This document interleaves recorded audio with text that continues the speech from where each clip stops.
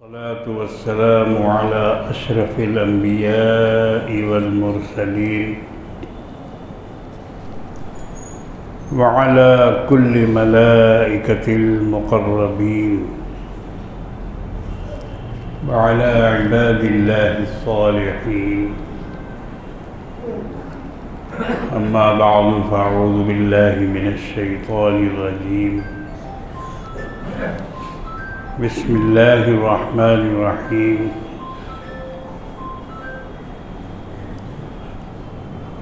لقد من الله على المؤمنين إذ بعث فيهم رسولا من أنفسهم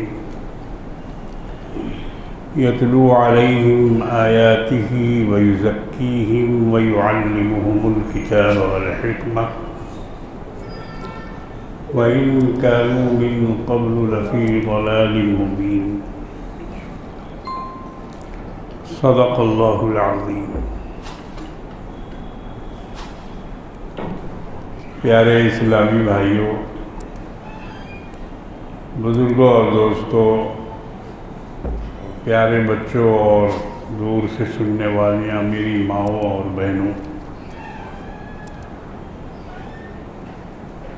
ہم اپنے رب العالمین کے بے حد شکر گزار ہیں کہ اس نے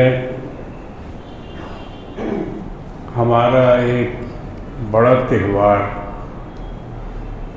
دوسرا تہوار جو عید کے بعد ہے، دوسری عید، اس کو بخیر خوبی، بخیر و عافیت، امن و امان کے ساتھ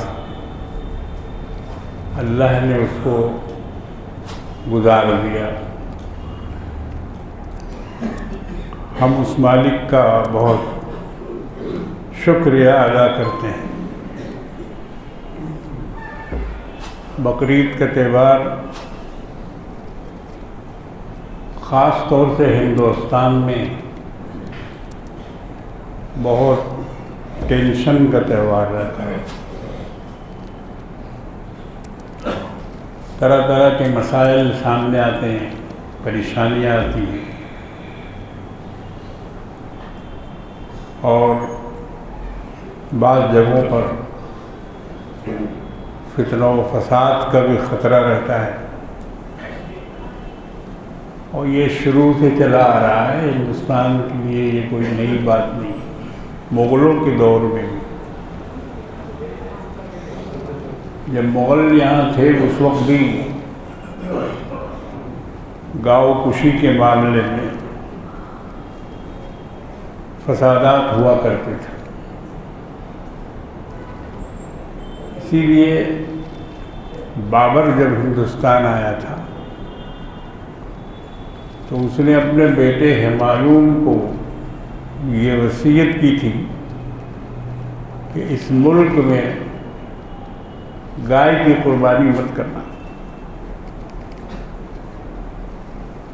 اور اس کی وجہ وہی تھی کہ اس کو حکومت کرنی تھی، اس کو اپنا راج چلانا تھا. تو چاہتا تھا کہ ساری رعایا خوش رہے، کسی کو کوئی ناراضگی نہ ہو، کسی کو کوئی تکلیف نہ پہنچے. مگر بہرحال اس کے بعد پھر انگریز آئے. انگریز بھی اس پر قابو نہیں پا سکے، اس لیے کہ وہ خود کھانے والوں میں سے تھے. ان کے یہاں اس سے زیادہ اور مرغوب کوئی چیز نہیں. اکبر الہ آبادی نے کہا نا کہ منہ بند ہو سکے گا مسلمان شریف کا، منہ بند ہو سکے گا مسلمان شریف کا، چسکا مگر نہ جائے گا صاحب سے بیف کا. مسلمان بیچارہ شریف ہے، چھوڑ دے گا، مگر صاحب جو ہے وہ بیف نہیں چھوڑے گا. تو بہرحال الحمدللہ قربانی بہت شانتی سکون کے ساتھ مغربی بنگال میں خاص طور سے، اور ویسے پورے ملک کی کوئی رپورٹ نہیں ہے۔ گاؤں گاؤں لوگوں نے قربانی کی، لیکن قانون اور سنویدھان کے دائرے میں لوگوں نے قانون کو نہیں توڑا۔ جو اصول بنایا گیا تھا اس اصول پہ عمل کرتے ہوئے لوگوں نے قربانی کی۔ گوشت کی تقسیم وغیرہ میں آج کل بہت افراتفری ہوتی ہے، زیادہ تر تو رکھ لیا جاتا ہے، بانٹنے کے نام پر تھوڑا سا کہیں الگ کر دیا کہ بھائی اس کو بانٹ، اور باقی گھر میں فیملی ممبر اتنے ہیں کہ وہ بانٹنے دیں گے ہی نہیں، الگ الگ پیس بنواتے ہیں، اس کا یہ بنانا ہے، اس کا وہ بنانا ہے، تو بانٹنے کی نوبت بہت کم آتی ہے۔ پھر بھی الحمدللہ جو صاحب دل ہیں وہ کرتے ہیں تقسیم،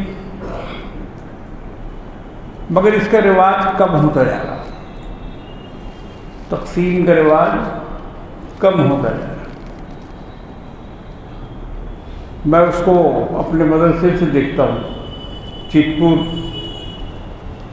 پورا مسلم علاقہ، بڑے لوگ، تاجر، کوٹھی بلڈنگ والے، ایک ایک آدمی جو ہے 25 خصی، 50 خصی، گائے الگ قربانی کرتے ہیں لوگ۔ پتہ نہیں کہاں جاتا ہے، مدرسوں میں لڑکوں کے نام پر تو نہیں آتا، پہلے آتا تھا۔ ایک زمانہ تھا کہ ہمارے یہاں گوشت بھرا ہوا رہتا تھا، ہم لوگ دوسروں کو دے دیتے تھے، کیونکہ اس زمانے میں فریج بھی نہیں تھا، اب تو خیر فریج بھی آ گیا، تو ہم اپنے یہاں سے اندازہ لگا سکتے ہیں کہ لوگوں میں دینے کا تصور بہت گھٹ گیا ہے، کم ہو گیا۔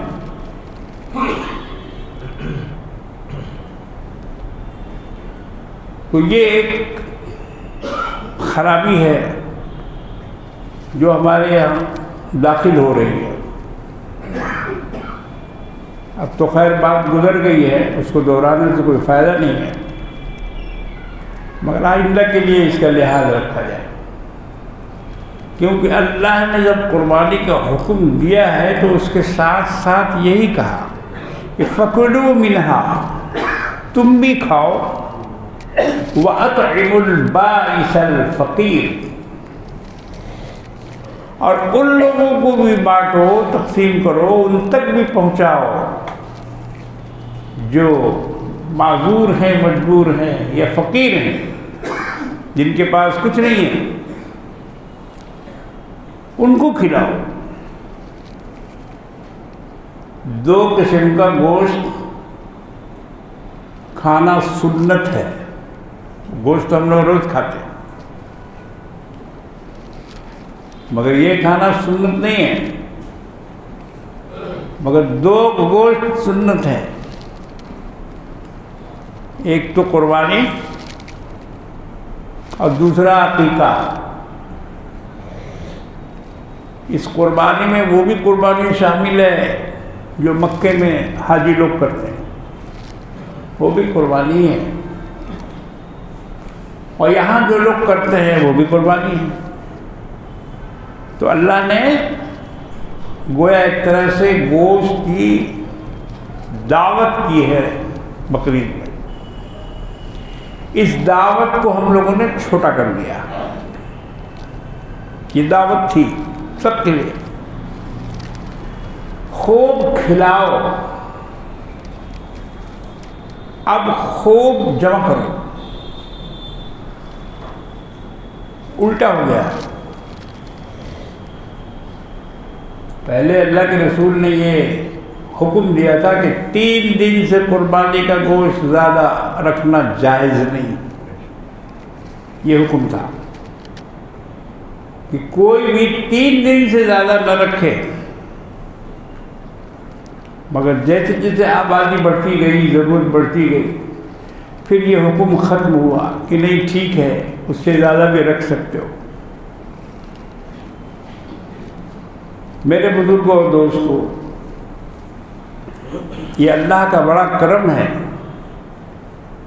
کہ اس نے ہم مسلمانوں کو قربانی جیسی نعمت عطا فرمائی. اللہ کا شکر ادا کرو کہ اللہ نے ہمیں مسلمان بنایا، مسلم گھرانے میں پیدا کیا، ایمان کی نعمت اور اس دولت سے ہمیں نوازا. ورنہ ہم کیا ہوتے دیکھ لیجیے. دنیا میں جو لوگ اہل ایمان نہیں ہیں، جو خدا کو نہیں مانتے، رسول کو نہیں مانتے، ان کو ہر چیز کو ماننا پڑ رہا ہے.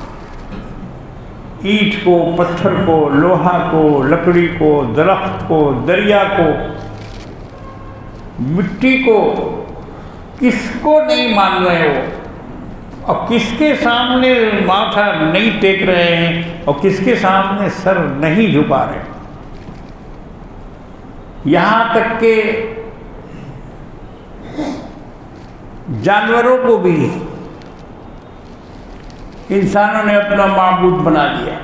چوہا ہے، ہاتھی ہے، شیر ہے، گائے ہے، بیل ہے، اور نہ جانے کتنے جانور ہیں جن کو دیوی اور دیوتا کا روپ دے دیا گیا. اس کا پیشاب بھی پی رہے ہیں، اس کا گوبر بھی چاٹ رہے ہیں، اس کا نہ جانے کیا کیا کر رہے ہیں. نعوذ باللہ. دیکھ لو، ایمان نہ رہنے کی یہ سزا ہے. یہ سزا ہے. اللہ نے شرک والوں کو فرمایا ہے کہ جس نے بھی شرک کیا، وَمَن يُشْرِكْ بِاللَّهِ فَكَأَنَّمَا خَرَّ مِنَ السَّمَاءِ. جو بھی شرک کرے گا گویا ایسا ہے کہ جیسے آسمان سے زمین پر گر پڑا. اتنا نیچے چلا گیا. آسمان پہ تھا لیکن فَكَأَنَّمَا خَرَّ مِنَ السَّمَاءِ.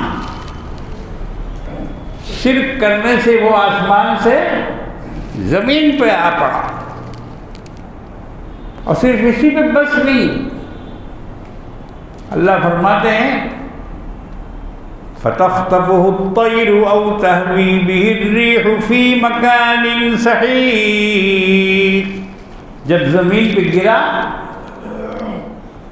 تو چڑیوں نے، چیلوں نے، گدھوں نے، شکاری پرندوں نے اس کو نوچا، گھسوٹا، کھایا. اور پھر اس کے بعد جو باقی بچا کھچا تھا، ہوا آئی، او تہوی بہ الریح فی مکان سحیق. ہوا چلی تو بچے کھچے کو بھی اڑا کر دور دراز میں لے جا کے پھینک دیا. یہ ہوا شرک کا انجام. دنیا میں ہوتا ہے. یہ آخرت کی بات نہیں کر رہا قرآن. قرآن دنیا کی بات کر رہا ہے کہ دنیا میں اس کا پھل، دنیا میں اس کا نتیجہ یہ ملے گا. اور آخرت کی بات تو چھوڑ ہی دیجیے، وہ تو قبر سے شروع ہوگا. جہاں دفن کیا جائے گا وہاں سے شروع ہوگا، جہاں جلایا جائے گا وہاں سے شروع ہوگا، جہاں ڈبایا جائے گا وہاں سے شروع ہوگا. یہ سب قبر ہے، یہ سب برزخ ہے. یہ مت سمجھیے کہ خالی مٹی کے اندر ڈال دینا ہی قبر ہے. نہیں، کسی کو شیر نے کھا لیا، نگل لیا تو وہ اس کی قبر ہے. تو وہ جو آخرت کا عذاب ہے وہ تو بڑا دردناک ہے. قرآن پڑھو تب سمجھ میں آئے گا کہ جہنم کس کو بولتا ہے. قرآن سے سمجھ میں آئے گا. مولانا لوگوں کی تقریر سے نہیں سمجھ میں آتا ہے. مولانا صاحب اس پر بیان ہی نہیں کرتے. جنت کو جہنم کو سمجھاتے ہی نہیں، بتاتے ہی نہیں. بلکہ آج کل تو ایسے لوگ نکل گئے ہیں جو بولتے ہیں کہ ہم کو قبر کے عذاب کا اور حشر کے عذاب کا کوئی خوف نہیں ہے. کوئی خوف نہیں. قرآن جگہ جگہ خوف دلا رہا ہے. جگہ جگہ خوف دلا رہا ہے. کوئی پارہ ایسا نہیں ہے کہ جس میں جہنم سے نہ ڈرایا گیا ہو، جہنم کے عذاب سے بچنے کی بات نہ کی گئی ہو. پورا قرآن بھرا ہوا ہے. مگر یہ نعت خواں شاعر اسلام بن کر جھوٹا شاعر اسلام، یہ اسلام کی بات نہیں کرتا ہے. یہ تو ایسی بات کرتا ہے، ایسا شعر سناتا ہے کہ روپیہ اس کے اوپر نوٹ برسے اور لوگ اس پر نچھاور کریں. یہ ایسی نعت سناتا ہے اور ایسے الفاظ اور ایسے جملے اس میں بڑھاتا ہے کہ آدمی مائل ہو جائے اس پر. یہ لوگ شرک اور بدعت کو فروغ دیتے ہیں اور جہنم کے خوف کو دل سے نکال رہے ہیں. کہہ رہے ہیں کہ جب وہ ہیں تو پھر کیا ڈر ہے، جب خواجہ ہیں تو پھر کیا ڈر ہے، جب غوث ہیں تو پھر کیا ڈر ہے، جب بابا ہیں تو پھر کیا ڈر ہے. مگر ان لوگوں نے نہ خواجہ کو سمجھا، نہ بابا کو سمجھا، نہ غوث کو کسی کو سمجھا نہیں. اس کی حقیقت ان کو نہیں معلوم ہے اور خدا کی خدائی سے بالکل غافل ہیں. خدا کس کو بولتے ہیں، خدا کی طاقت کیا ہے، خدا کرتا کیا ہے، یہ ذہن سے بالکل ہٹا دی گئی یہ بات. اللہ کے رسول اسی کے لیے دنیا میں تشریف لائے تھے. حضور کا نام بشیر ہے اور حضور کا نام نذیر ہے. ترجمہ کرو. بشیر کہتے ہیں خوشخبری دینے والا، جنت کی بشارت دینے والا، اور نذیر کہتے ہیں جہنم سے ڈرانے والا، خدا کے عذاب سے ڈرانے والا. تو دونوں عنوان. تو آپ نے صرف بشیر کو لے لیا اور نذیر کو چھوڑ دیا. بولے جہنم کا کوئی ڈر نہیں ہے. بے وقوفی کی بات ہے. یہ شیطان کا دھوکہ ہے، شیطان کا دھوکہ ہے. یہ دھوکے میں ڈال کے رکھا ہے اس نے. بعض لوگ ایسے ایسے قصے سناتے ہیں، جھوٹی کہانی، کوئی اس کا ہاتھ پاؤں سر پیر نہیں ہے، جھوٹی کہانی. اس کا ویڈیو بھی بنا کے ڈال دیا ہے مولانا صاحب کی تقریر کا. اور وہ مولانا صاحب تقریر کر رہے ہیں، روایت سنا رہے ہیں، حکایت سنا رہے ہیں کہ ایک بڑھیا کا بیٹا مر گیا تو وہ آئی غوث الاعظم کے پاس کہ حضور میرا بیٹا مر گیا ہے. اچھا بلاؤ ملک الموت کو. غوث الاعظم نے ملک الموت کو بلایا. دیکھا آپ نے ولیوں میں کون سی یہ صفت پیدا کرنا چاہتے. تو نبی نے بھی کبھی نہیں بلایا ملک الموت کو. بیٹی مر گئی رقیہ تو کہاں بلایا حضور نے ملک الموت کو.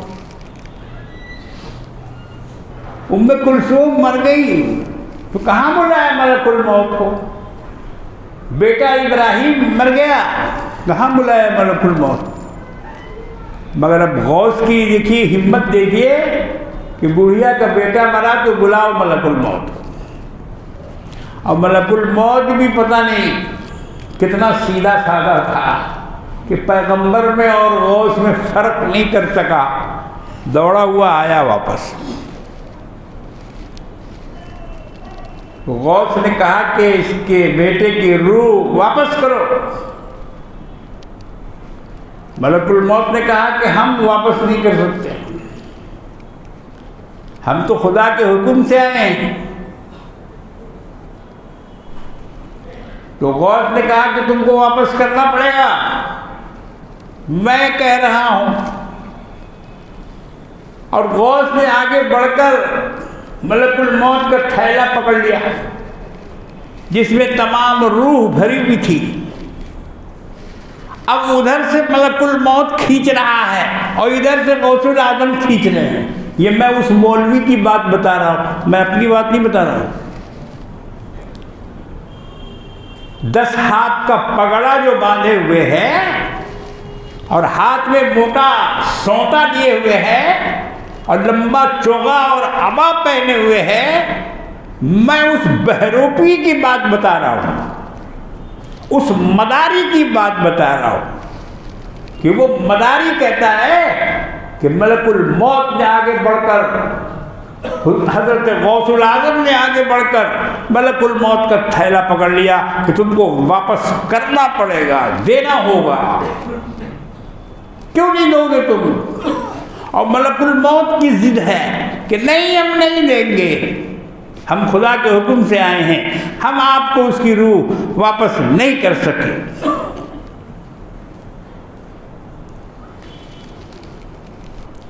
ایک شاعر نے کہا نا کہ ملک الموت کو ضد ہے کہ میں جان لے کے ٹلوں، سر بسجدہ ہے مسیحا کہ میری بات رہے. سر بسجدہ ہے مسیحا کہ میری بات رہے.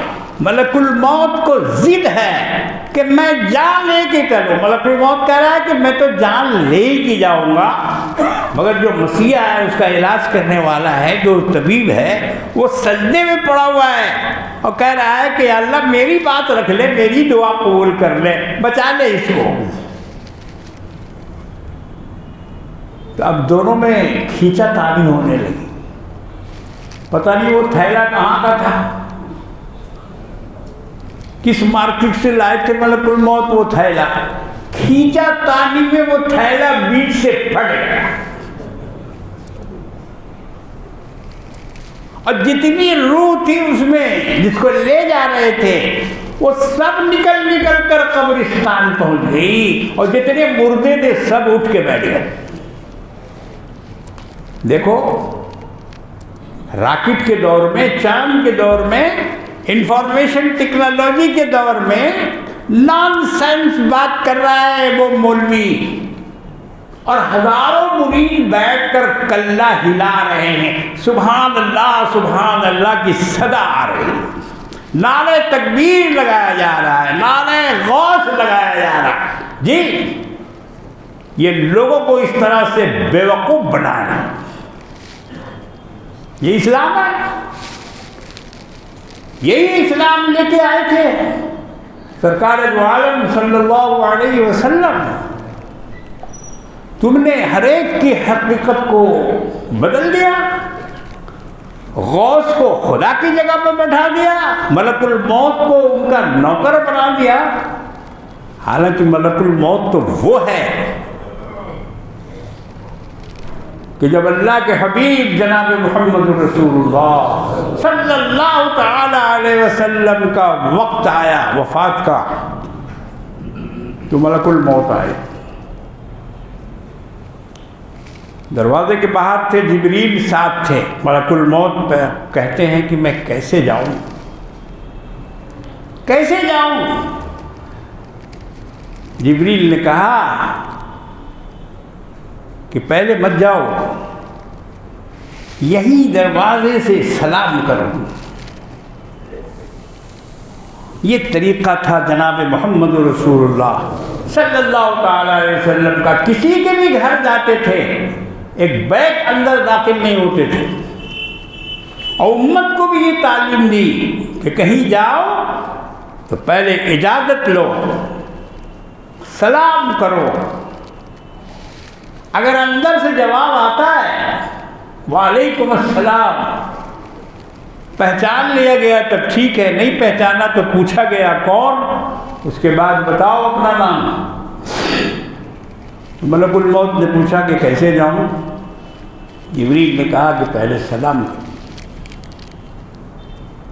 ملک الموت کہتے ہیں کہ میں نے روح نکالنے کے لیے آج تک کسی کو سلام نہیں کیا، کسی کو سلام نہیں کیا. یہ پہلے شخص ہیں جناب محمد رسول اللہ صلی اللہ تعالی علیہ وسلم جن کو سلام کر کے میں جا رہا ہوں. سلام کیا،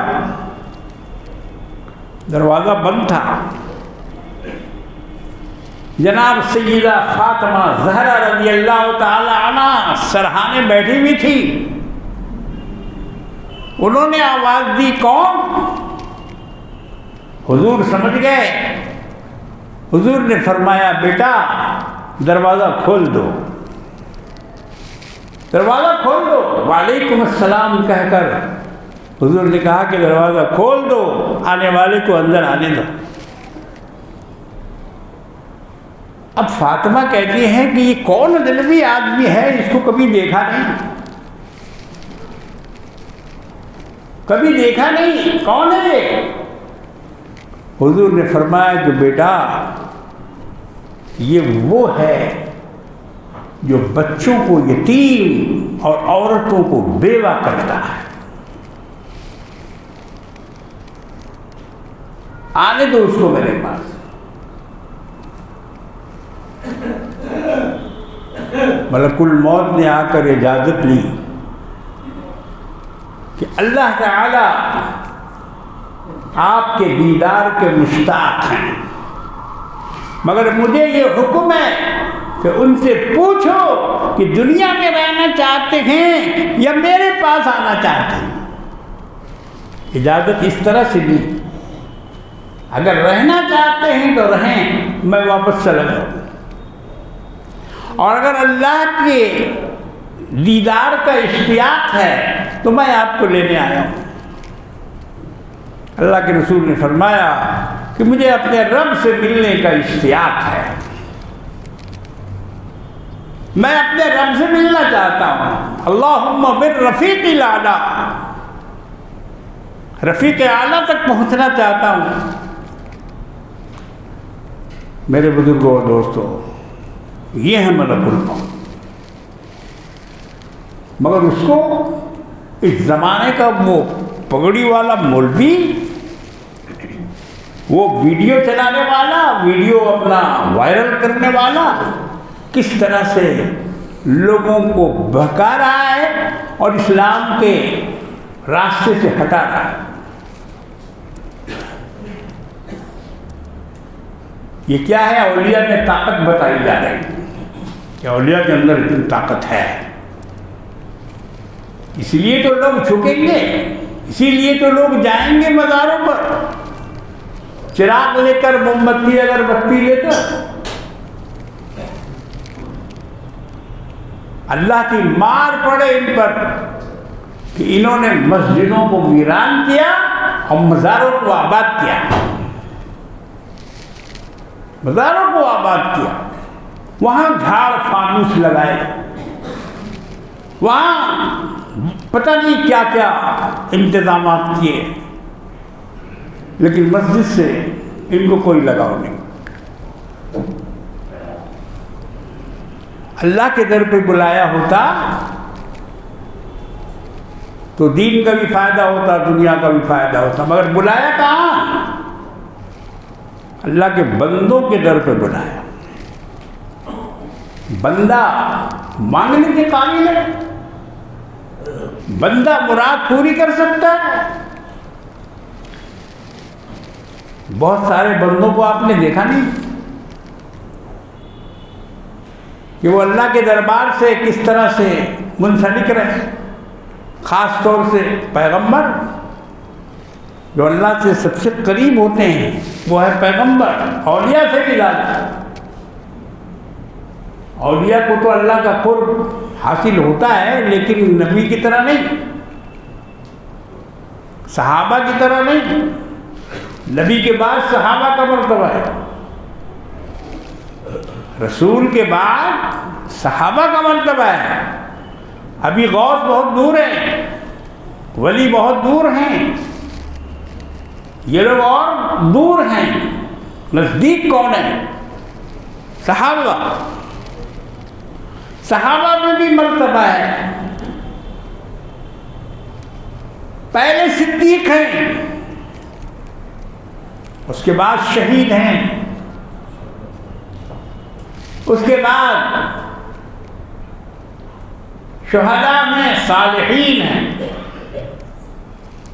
صدیق کا مرتبہ نبی کے بعد ہے سب سے پہلے،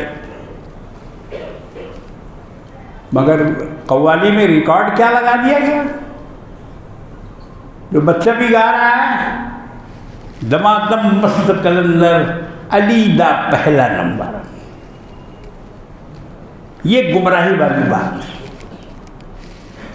یہ گمراہی والی بات ڈھول کے ذریعے، طبلہ کے ذریعے اور ریکارڈنگ کے ذریعے، پروپیگنڈا کے ذریعے اس کو پھیلایا جا رہا ہے۔ علی دا پہلا نمبر جھوٹ ہے۔ قرآن سے پوچھو کس کا نمبر پہلے ہے؟ قرآن کہتا ہے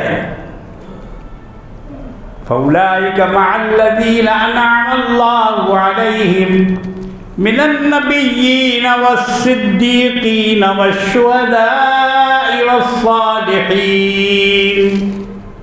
یہ وہ لوگ ہیں جن پر اللہ کا انعام نازل ہوا ہے۔ پہلا نمبر نبی کا ہے، اور اس کے بعد دوسرا نمبر صدیق کا ہے۔ صدیق کا دوسرا نمبر کیسے ہوا؟ اس لیے ہوا کہ جب آقا مولا جناب محمد رسول اللہ صلی اللہ علیہ وسلم معراج میں تشریف لے گئے، معراج میں تشریف لے گئے، اور وہاں سے آنے کے بعد آپ نے سب واقعات سنائے کہ میں یہاں سے مسجد اقصیٰ گیا، وہاں سے اللہ نے مجھے آسمانوں پر بلایا، ساتوں آسمان کی سیر کرائی، ایسی جگہوں پر پہنچایا کہ جہاں کسی کا گزر نہیں ہوا، نہ کسی کی سوچ وہاں تک پہنچی۔ یعنی جبریل بھی نہیں سوچ سکے تھے کہ حضور کا مقام کہاں ہے۔ ٹھہر گئے ایک جگہ، ان کی وہی بارڈر تھی، وہی لائن تھی، اس کے آگے وہ نہیں جا سکتے تھے۔ جب حضور نے فرمایا کہ چلو تم زمین سے اتنی دور تک میرے ساتھ آ رہے ہو اور یہاں پہنچ کر رک گئے، تو جبریل نے کہا وَمَا مِنَّا إِلَّا لَهُ مَقَامٌ مَعْلُومٌ، ہم میں سے ہر ایک اپنا مقام جانتا ہے، اس کو پتا ہے کہ کہاں تک جانا ہے، میں اس کے آگے نہیں جا سکتا۔ تو یہ سارے واقعات کملی والے آقا جناب محمد رسول اللہ صلی اللہ تعالی علیہ وسلم نے آ کر جب مکہ کے کفار کے سامنے نقل کیا تو وہ تو ہنستے ہنستے لوٹ پوٹ ہو گئے کہ دیکھو اس مجنوں کو، دیکھو اس نعوذ باللہ پاگل کو، دماغ خراب ہو گیا اس کا، 1 مہینہ کا راستہ ہے یہاں سے بیت المقدس، یہ کہہ رہے ہیں کہ راتوں رات چلے گئے اور وہاں سے آسمانوں کی سیر کر کے آ گئے۔ ایسی باتیں کہہ رہے ہیں جو کسی طرح سے کسی کے بھی ماننے کے لائق نہیں اور کسی کی حلق سے اترنے والا نہیں۔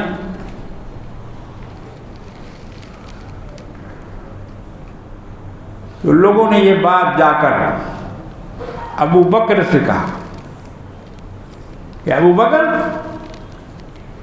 کہتے تھے نا کہ اس کی دوستی چھوڑ دو، دیکھو تمہارا دوست کیا کہہ رہا ہے، کیا کہہ رہا ہے کہ راتوں رات ساتوں آسمان کی سیر کی، یہاں گئے وہاں گئے، یہ ہوا وہ۔ ابو بکر نے پوچھا کہ کون کہہ رہا ہے؟ کہا کہ تمہارے دوست کہہ رہے ہیں۔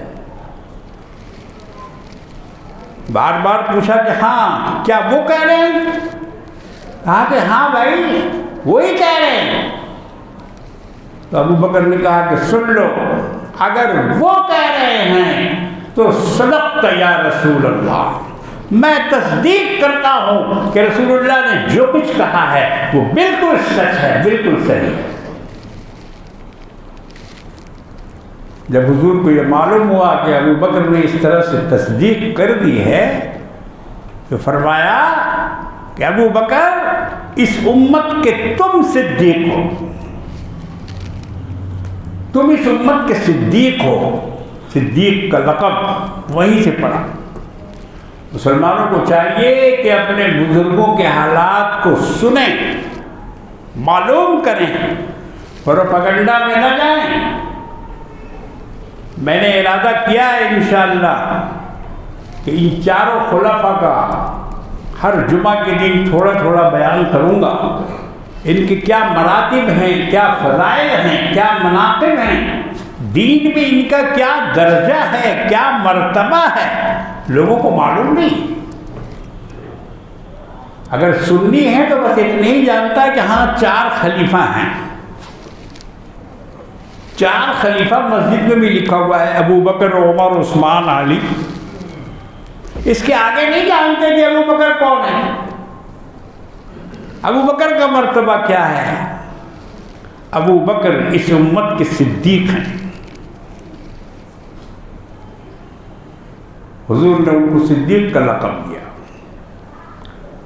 سیدنا ابو بکر صدیق رضی اللہ تعالیٰ عنہ حضور کے دوست، عمر میں 2.5 سال کے چھوٹے ہیں۔ حضور کی جب شادی ہوئی تھی، نکاح ہوا تھا، تو ابو بکر نے اپنا جوڑا دیا تھا حضور کو دولہا بنانے کے لیے۔ ابو بکر کا کرتا تھا جس کو پہن کر حضور کا نکاح ہوا، یہ اس وقت کے ساتھی ہیں، اور اس کے بعد زندگی بھر آخر تک نبھایا، یہاں تک نبھایا کہ قبر میں بھی جا کے انہی کے بغل میں لیٹ گئے۔ ابو بکر کی قبر داہنی طرف، اس کے بعد حضرت عمر کی قبر ہے گنبد خضرا کے نیچے، یہ دونوں آرام فرما۔ ان کے جیسا رتبہ، ان کے جیسا مرتبہ اور کسی کو نہیں ملا۔ یہ امت کے امام ہیں، سب سے پہلے امام۔ ہم لوگ بہت اماموں کا نام لیتے ہیں، امام فلاں، امام فلاں، امام فلاں، مگر جو اصلی امام تھا اس کو بھول گئے۔ جس امام کو رسول نے امام بنایا، اپنی جگہ پر کھڑا کیا، مروا ابا بکر فلیصلی بالناس، ابو بکر سے کہو کہ وہ لوگوں کو نماز پڑھائے۔ حضور سخت بیمار کے حالت میں ابو بکر کو حکم دیا کہ میری جگہ پر کھڑے ہو۔ ایک دفعہ حضور کو ذرا سا آرام ہوا، کہنے لگے کہ میں مسجد جاؤں گا، نماز پڑھوں گا، وضو کراؤ۔